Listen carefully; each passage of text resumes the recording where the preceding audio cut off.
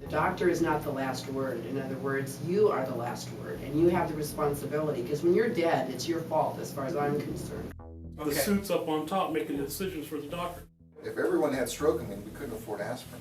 If you trust your doctor, then the doctor says that you're just as better off with the aspirin. I don't see why that would be a negative effect if you did trust the doctor. Glad to take your money, but we don't want to do anything for you.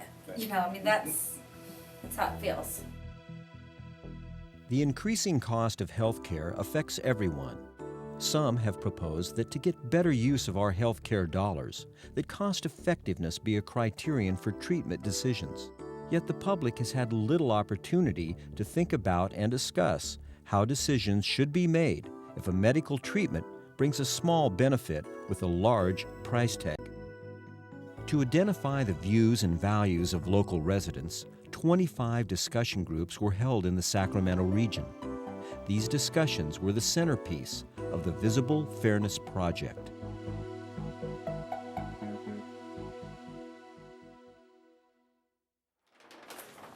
Let's look for a minute at some of the reasons for these. Each discussion began with a brief introduction on why costs are rising, the impact this has, and how cost effectiveness might be applied to treatment decisions.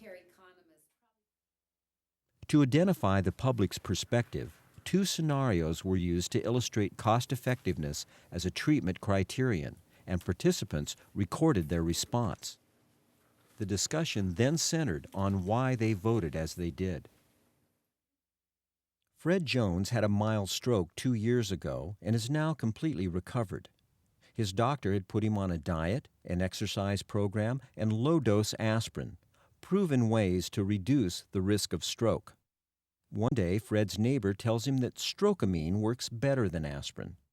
Fred asks his doctor, who explains that though studies show strokamine works 10% better than aspirin, it also costs $1,500 a year versus aspirin's $5 a year. Dr. Smith doesn't believe that the very small benefit of using strokamine is worth its high cost. But Fred has health insurance and wants the most effective treatment. Do you think Dr. Smith should have ordered strokamine for Fred instead of aspirin? So we've got 4 yeses, 5 noes, and 1 not sure.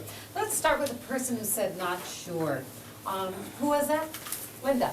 Tell us, what were the things that you were conflicted about? Well, right off the bat, I see the difference of $5 versus $1,500. But the thing I don't know is if Fred were to have another stroke, what would be the cost to the healthcare company to treat him for that versus, you know, $1,500 a year for the next 7-8 years? Since he was doing well with his exercise and his diet, why change it? Okay. Also, you know, you see all these things on commercials and stuff. Okay, because Bridget tells me, hey, strokamine is great, you know, try it. I mean, it's not going to, doesn't mean that's going to work for me. Fred's on the receiving end of the stroke. Yeah. I want everything that's going to prevent me from having another one. Okay. If it's only 10%, 10% is better than 0%. Okay. So if it's available, I want it. I think that in view of the escalating prices, everybody has got to start taking more responsibility for their own well-being. And if Fred feels strongly that strokamine would be better for him, I think he should have to pay a higher premium or buy it himself.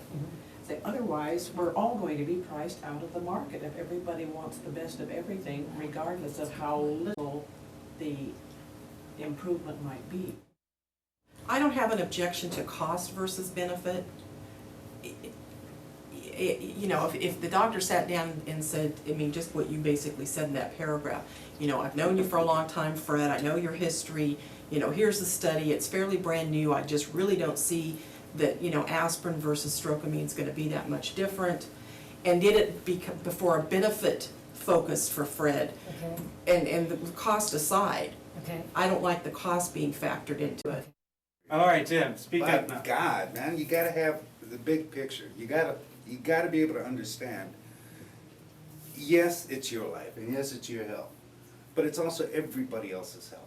And it's also the whole thing of the cost if things keep going through the roof, there's not gonna be any health insurance or even any kind of medical assistance except for those that are extremely rich and can afford it.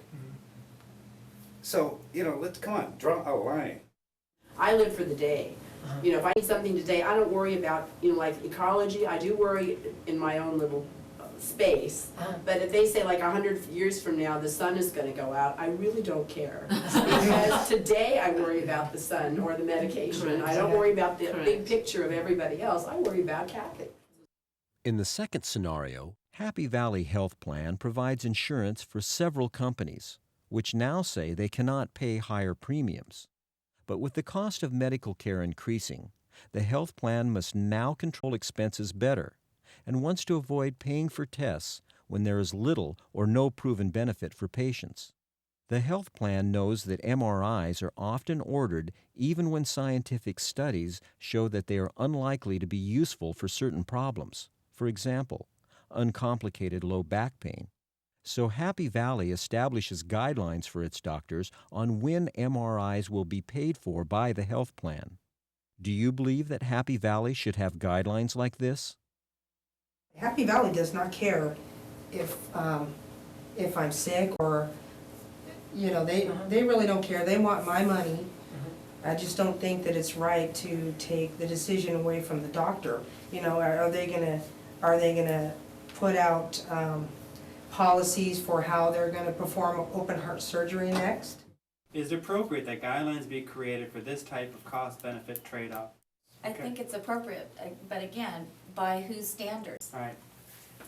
The Joanne plan, tell me what standards should be set? Again, I think that it should be reviewed by doctors. Aren't we all saying that they're the ones that have the medical degrees and not, okay, let's see, this test costs $10,000, let's just cut that out. I mean, are they just doing it arbitrarily because of the price? Okay. Or are they doing it because, this doctor says, or these group of doctors say, in the long run, these types of tests really aren't as effective and they're costing us too much All right. money. So how could they explain it to you in a way that would make sense to you? Bottom line, I mean, if they're saying that we're cutting these because MRIs are too damn expensive for us to pay for them, then, that's the wrong way. They say, well, costs have gone up so much right now, and that we're asking our doctors to cut back on the senseless MRI. Okay. Okay, we want to cut back just a little bit here. After hearing everybody's, comments, then I can just say, how do you put guidelines in someone's life? I don't know. And everyone's definition of best care is different. I might think I want the best of everything, but do I really need it? So that's what my not sure is. Hearing how the public thinks and talks about these issues and how they balance individual needs and finite resources is a critical step toward allocation decisions that are visible and fair.